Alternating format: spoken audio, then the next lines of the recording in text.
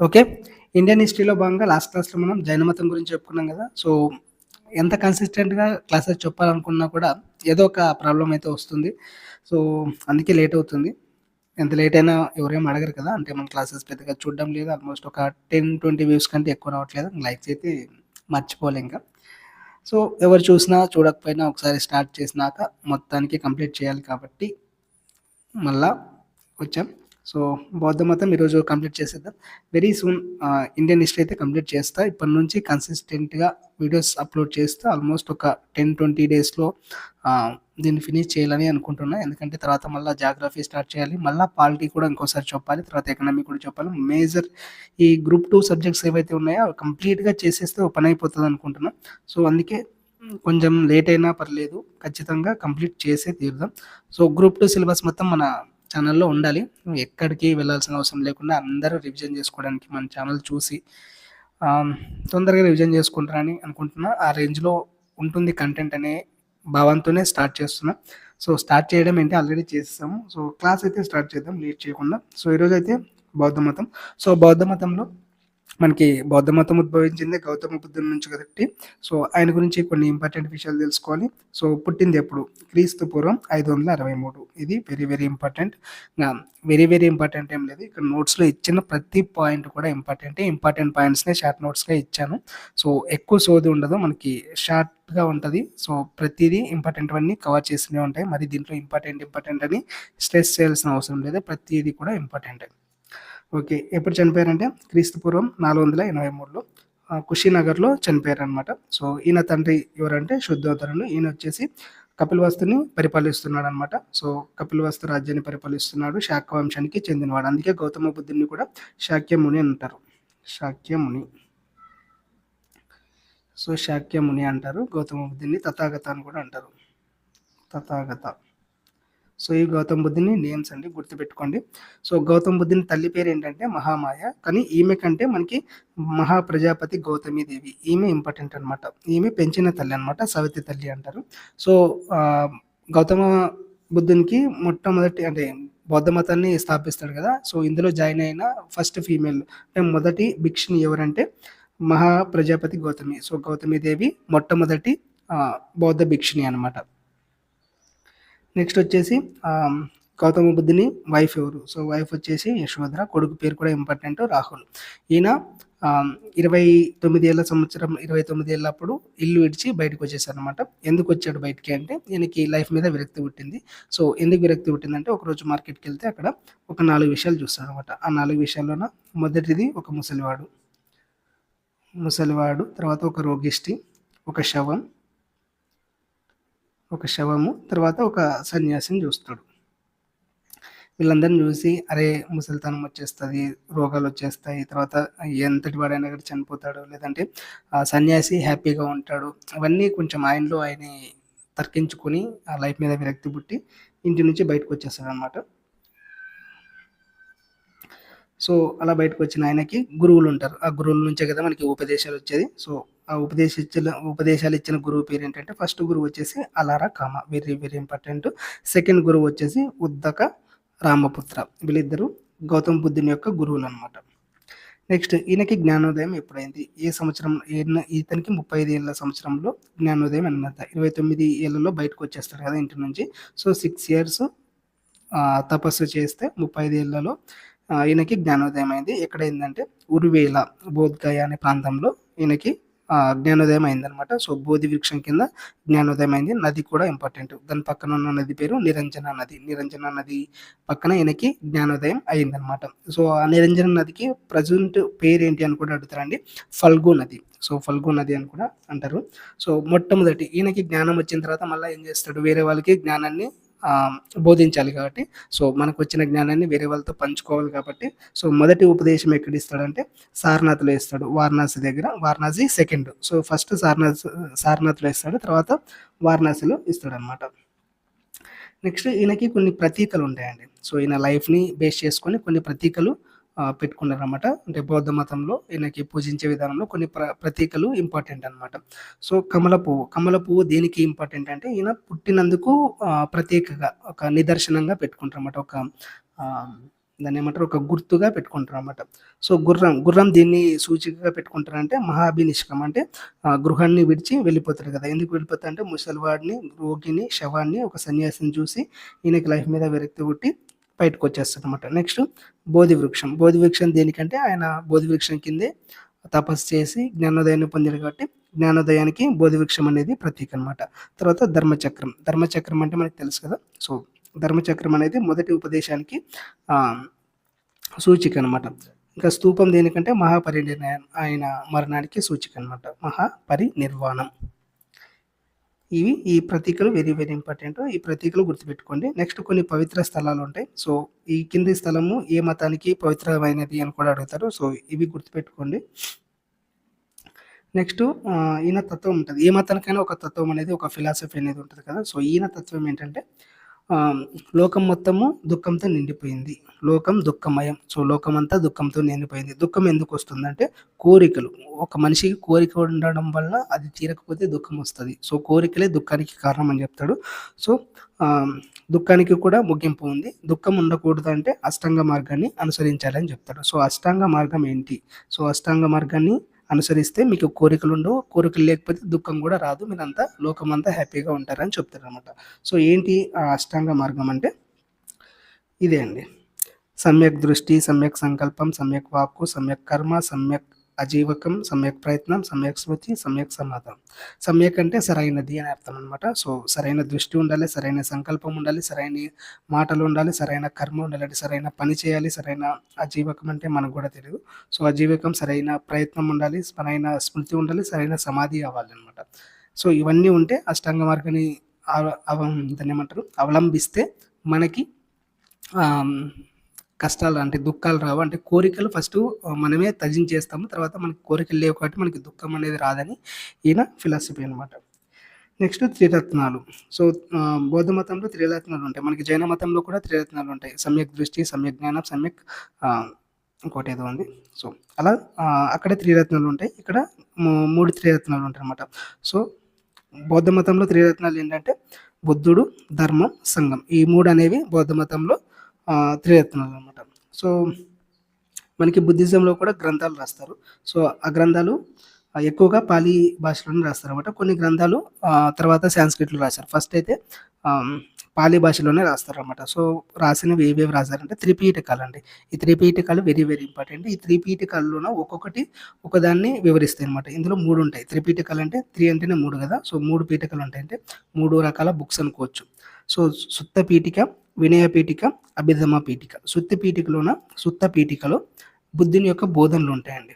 ఏముంటాయంటే సుత్త పీఠికలో ఏముంటాయని అడగొచ్చు. సో, సుత్త పీఠికలో బుద్ధుని యొక్క బోధనలు ఉంటాయి. వినయ పీఠికలో ఇప్పుడు బుద్ధిజంలో జైన్ అంటారు కదా భిక్షువులు.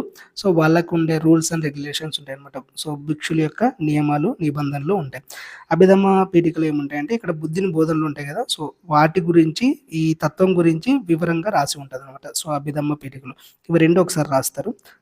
ఐ థింక్ ఫస్ట్ బుద్ధిస్ట్ కౌన్సిల్‌లో రాస్తారు. ఫస్ట్ ఆహ్, బౌద్ధ మహాసభ జరుగుతది కదా! సో, ఆ టైంలో సుత్త పీఠిక, వినయ పీఠిక రాస్తారు. మూడో దాంట్లో అభిధమ్మ పీఠికని రాస్తారనమాట. ఇంకా సాంస్క్రిట్‌లో మనకి మిలింద పన్హు అనే గ్రంథం ఉంటదనమాట. సో, బౌద్ధ మతానికి సంబంధించింది.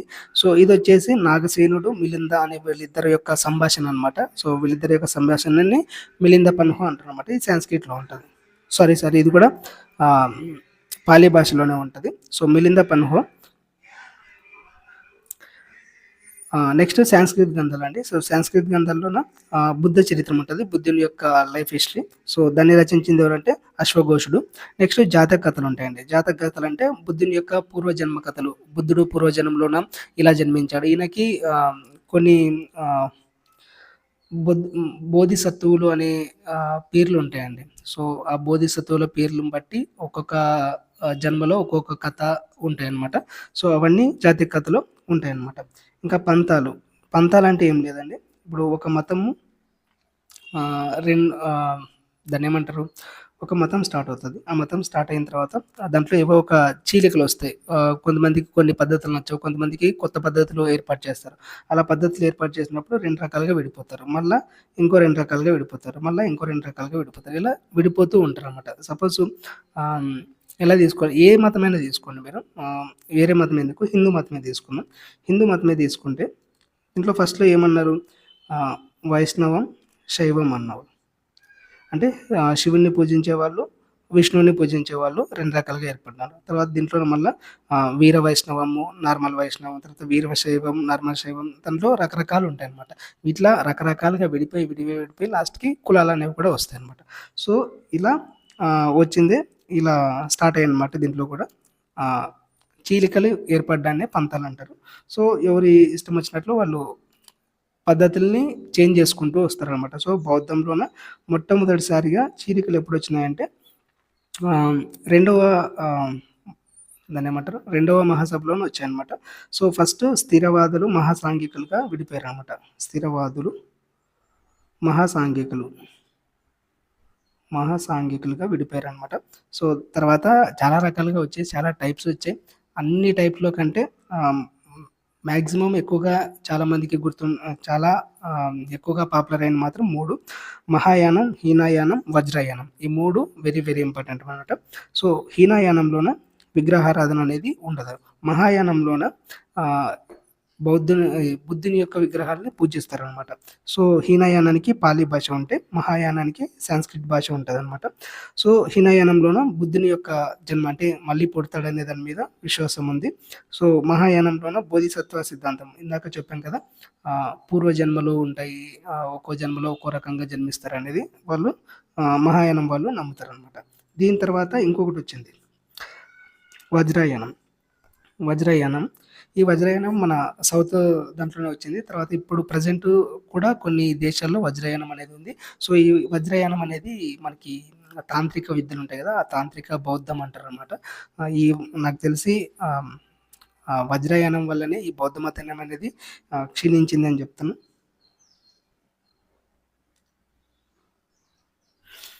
ఎందుకంటే ఆహ్, వి ఈ బౌద్ధ మతంలోన లేని కొత్త కొత్త ఆచారాలని ఈ వజ్రయానంలోనే తీసుకొస్తారనమాట. చాలా చేంజెస్ తీసుకొస్తారు. ఆఖరికి ఎలాంటి చేంజెస్ తీసుకొస్తారంటే ఫిజికల్‌గా ఇంటిమేట్ అవ్వడం కూడా ఒక టైప్ ఆఫ్ యోగా అనే వరకు తీసుకొస్తారనమాట. సో, అంత దిగజారేలాగా తీసుకొచ్చి మొత్తానికి బౌద్ధ మతం మీద ప్రజలకి ఒక విరక్తి పుట్టే విధంగా ట్రై చేస్తారనమాట. సో, ఆ టైంలోనే మనకి వజ్రయానంలోనే కొన్ని పద్ధతులు. వజ్రయానం స్టార్ట్ చేసినప్పుడు బానే ఉంటది. దాన్ని ఇంకా వరస్ట్‌గా తీసుకుంటెళ్ళి లాస్ట్‌కి ఆహ్, ప్రజలకి విరక్తి పుట్టే విధంగా తీసుకొచ్చారనమాట. మనకి తెలుగు స్టేట్‌లో మనం ఏపీ హిస్టరీ చెప్పుకునే టైంలో తీసుకున్నాం. ఆహ్, బౌద్ధ ఆరామాల్ని లాస్ట్‌కి లంజల దిబ్బలుగా తయారు చేశారన్నట్లు కొన్ని వర్డ్స్ మనం చదువుకున్నాం గదా! కొన్ని ప్రాంతాల్లో ఇప్పుడు కూడా అదే పేర్లతో పిలుస్తున్నారనమాట. సో, అంత వరస్ట్‌గా తయారు చేశారనమాట. నెక్స్ట్ బౌద్ధ మహాసభలు వెరీ వెరీ ఇంపార్టెంట్ అండి. ఇందాక చెప్పాను కదా! సో, బౌద్ధ సభలు 4 జరుగుతాయండి. ఆ 4 సభల్లోన ఒక్కొక్క దానికి ఎక్కడ జరిగింది, ఏ సంవత్సరంలో జరిగింది, దానికి అధ్యక్షతలు ఎవరు వహించారు, తర్వాత రాజు ఎవరు. ఈ 4 వెరీ వెరీ ఇంపార్టెంట్. చాలా రిపీటెడ్‌గా అడిగే క్వెషన్స్ అనమాట ఇవి. సో, మొదటిదొచ్చేసి రాజగృహలో జరిగింది. 480 సంవత్సరంలో క్రీస్తు పూర్వం. అధ్యక్షుడొచ్చేసి మహాకాశ్యపుడు. రాజు ఎవరంటే అజాతశత్రువు. రెండోదొచ్చేసి వైశాలిలో జరిగింది. 383 సంవత్సరంలో జరిగింది క్రీస్తు పూర్వమే. సో, దీనికి రాజొచ్చేసి కాలశోకుడు. అధ్యక్షుడొచ్చేసి సభాకామి. మూడవ మహాసభ వచ్చేసి పాటలీపుత్రంలో జరిగింది. అంటే ప్రెజెంట్ పాట్నా. సంవత్సరం వచ్చేసి 250 బిఫోర్ క్రైస్ట్. తర్వాత దీనికి రాజు ఎవరంటే అశోకుడు. ఆహ్, అధ్యక్షుడు ఎవరంటే మొగలిపుత్త తిస్స. అంటే సభకి అధ్యక్షత వహించేవారు. ఆ సభని ఏర్పాటు చేసిన రాజు పేరు ఇంపార్టెంట్. ఆ సభకి అధ్యక్షత వహించింది కూడా ఇంపార్టెంట్ అనమాట. నెక్స్ట్ 4వ సభ ఇదే లాస్ట్. ఎక్కడ జరిగిందంటే కాశ్మీర్‌లో జరిగింది. ఎప్పుడు జరిగిందంటే క్రీస్తు శకం 72వ సంవత్సరంలో జరిగింది. క్రీస్తు శకం జరిగింది ఇదొక్కటే. సో, రాజు ఎవరంటే కనిష్కుడు. దీనికి అధ్యక్షత వహించింది ఎవరంటే వసుమిత్ర.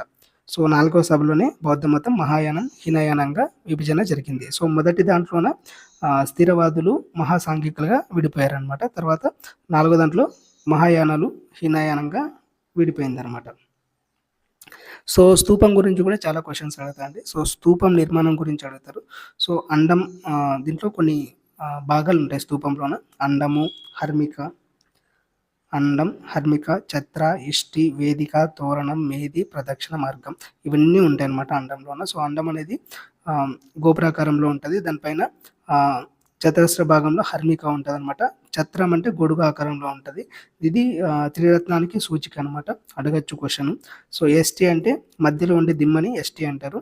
సో, దాని చుట్టూ ఉండే రైలింగ్‌ని వేదిక అంటారు. తోరణం అంటే ఇట్లా అలంకారం ఉంటది కదా! సో, పైన మనకి కాకతీయ కళా తోరణం ఉంటది కదా! సో, అలాంటి తోరణాన్ని అలంకార ద్వారాన్ని తోరణం అంటారు. సో, మేది అంటే ప్రదక్షిణ కోసం చేసేదాన్ని ప్రదక్షిణ కోసం చేసే వేదికని మేది అంటారు. ఇంకా ప్రదక్షిణ మార్గం ఉంటది. కొన్ని ముఖ్య స్తూపాలు, స్తూపాలు వెరీ వెరీ ఇంపార్టెంట్ అండి. సో, సాంచి స్తూపము, బృహత్ స్తూపం అతి పెద్ద స్తూపం ఇది. సో, తర్వాత దామేక్ స్తూపం సారనాథ్‌లో ఉంది. తర్వాత కేసరియా స్తూపము ఇది బీహార్‌లో ఉంది. అత్యంత పెద్దదనమాట. ఇండియాలోనే అతి పెద్దది కేసరియా. తర్వాత రామబార కుషినగర్‌లో ఉంది. తర్వాత శాంతి స్తూప లడఖ్‌లో ఉంది.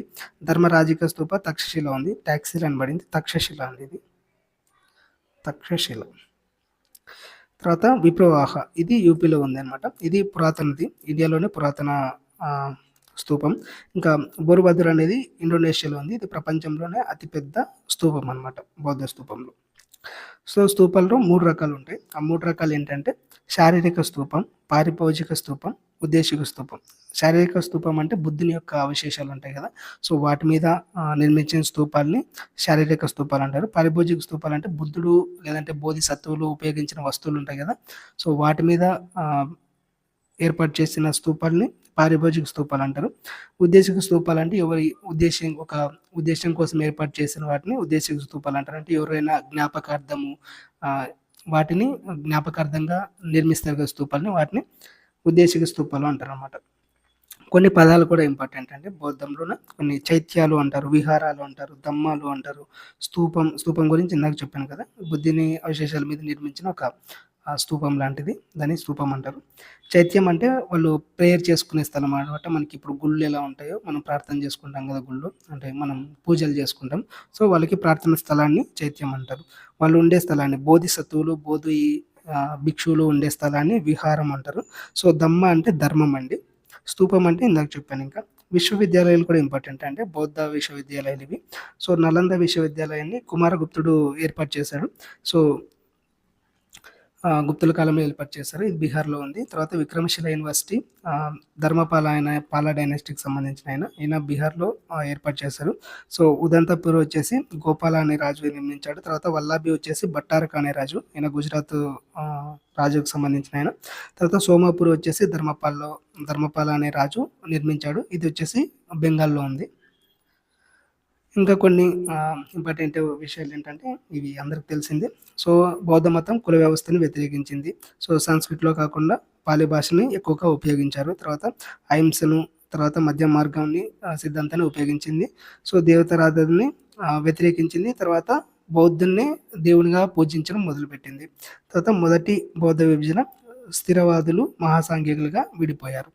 సో, ఇదండి బౌద్ధ మతంలో గురించి వెరీ వెరీ ఇంపార్టెంట్ పాయింట్స్. ఇంకా ఏవైనా మిస్ అయినవి కూడా తర్వాతైనా నేను కవర్ చేసి నోట్స్‌లో రాస్తాను. Thank you for watching.